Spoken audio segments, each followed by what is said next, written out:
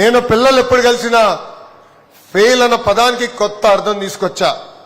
First attempt in learning, first attempt in learning.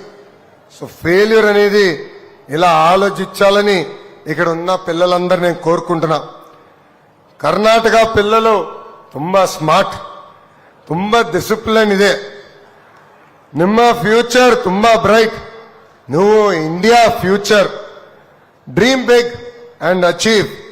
Big dreams ಮಾಡ್ಕೊಳ್ಳಿ, ಅದನ್ನ achieve ಮಾಡಿ. ఈరోజు నేను కర్ణాటకకు వచ్చిన ఆంధ్ర రాష్ట్రానికి వచ్చినట్టుంది. పెద్ద ఎత్తున మీరు నా ఘన స్వాగతం పలికారు. ఆంధ్రాలో జన్మించిన వారు ఉన్నారు, కానీ వలసలుగా కర్ణాటకకు వచ్చారు. ఆంధ్రప్రదేశ్ అంటే ఇష్టమైన కర్ణాటకని కన్న తల్లిగా భావించే ఇక్కడ మీరందరూ ఉన్నారు.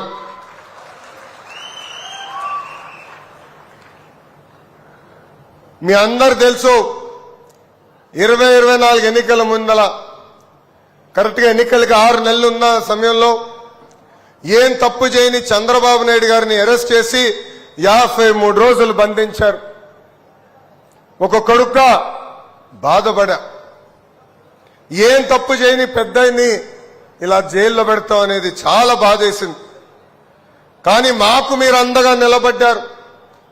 సింధనూరు కానివ్వండి, రాయచూరు కానివ్వండి, అదేవిధంగా గంగావతిలో కానివ్వండి, పెద్ద ఎత్తున మీరు రోడ్డు పైకి వచ్చి మాకు మీరు అండగా నిలబడ్డారు. మీకు ఒక ధర్నాగా అనిపించచ్చు, మీకు ఒక ర్యాలీగా అనిపించచ్చు, కానీ మా కుటుంబానికి కొండంత బలం మీరు అందించారు.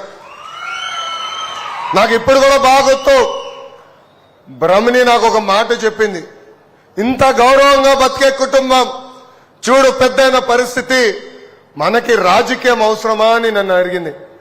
ఆనాడు నేను ఒకటే చెప్పాను, వెళ్ళి చూడు భారతదేశంలోనే కాదు ప్రపంచంలో ఉన్న తెలుగు వాళ్ళందరూ మనకి అండగా నిలబడ్డారు, మన జీవితాంతం వాళ్ళకి రుణపడి ఉండాలని చెప్తాం జరిగింది.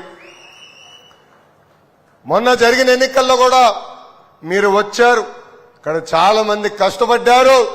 దాని ఫలితమే జైల్లో, ఆనాడు జైల్లో చంద్రబాబు నాయుడు గారిని పెడితే కరెక్ట్ గా 6 నెలల తర్వాత గౌరవ ప్రధానమంత్రి గారి పక్కన మీరు కూర్చోబెడతాం జరిగింది. దానికి మా కుటుంబం మీకు రుణపడి ఉంటుందని ఈ సభాముఖంగా తెలియజేస్తున్నాం. సింధనూరు ఎడ్యుకేషన్ లో నంబర్ 1, ఆటోమొబైల్లో నంబర్ 1, రైస్ ప్రొడక్షన్ లో కూడా నంబర్ 1, పన్నుల్లో కట్టే దాంట్లో కూడా మీరు నంబర్ 1. సింధనూరు రికార్డులు ఎవడు బద్దలు కొట్టలేడు. అదేవిధంగా సింధనూరులో శ్రీ కృష్ణదేవరాయ సైనిక్ స్కూల్ కూడా నంబర్ 1 అవ్వాలని ఈ సభాముఖంగా నేను కోరుకుంటున్నా. ఆనాడు తెలుగులో వలసలకు వచ్చి సొంత నిధులు ఖర్చు పెట్టి విద్య వైద్యం కూడా నిరుపేద కుటుంబాలకు అందిస్తాం జరిగింది.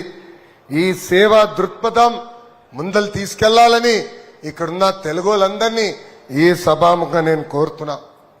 ఈరోజు నేను ఇక్కడికి వచ్చినప్పుడు నాకు పాత రోజులు గుర్తొచ్చినాయి. ఆనాడు కర్ణాటక ముఖ్యమంత్రిగా ఎస్ఎం కృష్ణ గారు, ఉమ్మడి ఆంధ్రప్రదేశ్ ముఖ్యమంత్రిగా శ్రీ నారా చంద్రబాబు నాయుడు గారు, ఇద్దరి మధ్యలో హెల్దీ కాంపిటీషన్ జరిగేది. ఎవరు ఏ కంపెనీ ఏ రాష్ట్రానికి పట్టుకెళ్తారా అని అహర్నిశర్ పోరాడేవారు. ఆ పోటీయే ఆనాడు ఆ నాయకులు కసి పెంచింది. ఆ పోటీ వల్లనే అటు ఉమ్మడి ఆంధ్రప్రదేశ్ ఇటు కర్ణాటక అద్భుతంగా అభివృద్ధి చెందిందని ఈ సభాముఖంగా మీ అందరికీ నేను తెలియజేస్తున్నా. కాంపిటీషన్ ఉంటేనే మనకు కూడా కసి ఉంటుంది. వేదికమైన పెద్దలు కుమారస్వామి గారు కూర్చున్నారు. కుమారస్వామి గారి కుటుంబానికి మా కుటుంబానికి చాలా, ఒక మాట చెప్పాలంటే స్ట్రాంగ్ రిలేషన్షిప్ ఉంది. ఆనాడు యునైటెడ్ ఫ్రంట్ కన్వీనర్ గా చంద్రబాబు నాయుడు గారు ఉంటే భారతదేశ ప్రధానమంత్రిగా దేవేగౌడ గారు ఉన్నారు. వాళ్ళిద్దరు కలిసికట్టుగా అద్భుతమైన సంస్కరణలు తీసుకొచ్చారు. అద్భుతంగా భారతదేశాన్ని అభివృద్ధి చేసి ముందలు తీసుకెళ్తాం జరుగుతుంది. కరెక్ట్గా 30 సంవత్సరాల తర్వాత నేను కుమారస్వామి గారితో మాట్లాడటం జరిగింది. మీ అందరు తెలుసు, విశాఖ ఉక్కు ఆంధ్రుల హక్కు అనే నినాదంతో విశాఖపట్నంలో మన స్టీల్ ప్లాంట్ ఏర్పాటు చేసుకుంటాం జరిగింది. గత పాలకుల అవినీతి వల్ల ఆ విశాఖ ఉక్కు అనేక ఇబ్బందులు పడింది. చివరికి ప్లాంట్ మూసేసో అమ్మేసే పరిస్థితికి వచ్చింది. వేదికమైన విశాఖపట్నం ఎంపీ భరత్ గారికి నేను వారానికి ఒకసారి ఫోన్ చేసేవారు. అయ్యా, ఒక్కసారి వెళ్ళి కుమారస్వామి గారు కలవండి, రిక్వెస్ట్ చేయండి, బతుకులాడండి, కాలు పట్టుకోండి, విశాఖ ఉక్కుని మటుకు ప్రైవేటీకరణ జరగకుండా చేయమని 10 సార్లు కలిశారు. దాని తర్వాత ఒకరోజు అక్కడికి వెళ్ళి నాకు ఫోన్ చేశాడు భరత్. ఫోన్ చేసి కుమారస్వామి గారు నా పక్కనున్నారు, ఆయనే మీతో మాట్లాడతారని ఫోన్ ఇచ్చారు. అప్పుడు కుమారస్వామి గారు నాకు ఒకటే చెప్పాడు, brother, I stand with Andhra Pradesh, I will make sure Visakhapatnam steel plant will not be privatise అని మాట ఇచ్చారు, మాట నిలబెట్టుకున్నారు కుమారస్వామి గారు. ఇక్కడున్న తెలుగు వాళ్ళందరినీ విషయం చెప్పదలుచుకున్నారు. వి ఓ కుమారస్వామి గారు లాట్. ఒక విశాఖ ఉక్కే కాదు, నిన్నగాక మొన్న మనందరం చూసాం, భారతదేశంలోనే అతిపెద్ద గ్రీన్ స్టీల్ ప్లాంట్ ఏకంగా అనకాపల్లికి వచ్చింది. 1,00,000 మందికి ఉద్యోగాలు ఉపాధి కల్పించబోతుంది ఆ స్టీల్ ప్లాంట్. దాంట్లో కూడా కీలకమైన పాత్ర కుమారస్వామి గారిది ఉంది.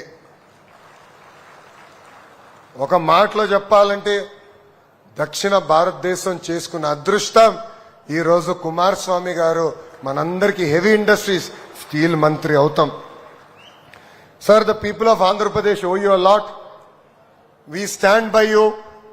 We will work together to develop South India, to develop our states and to make India proud.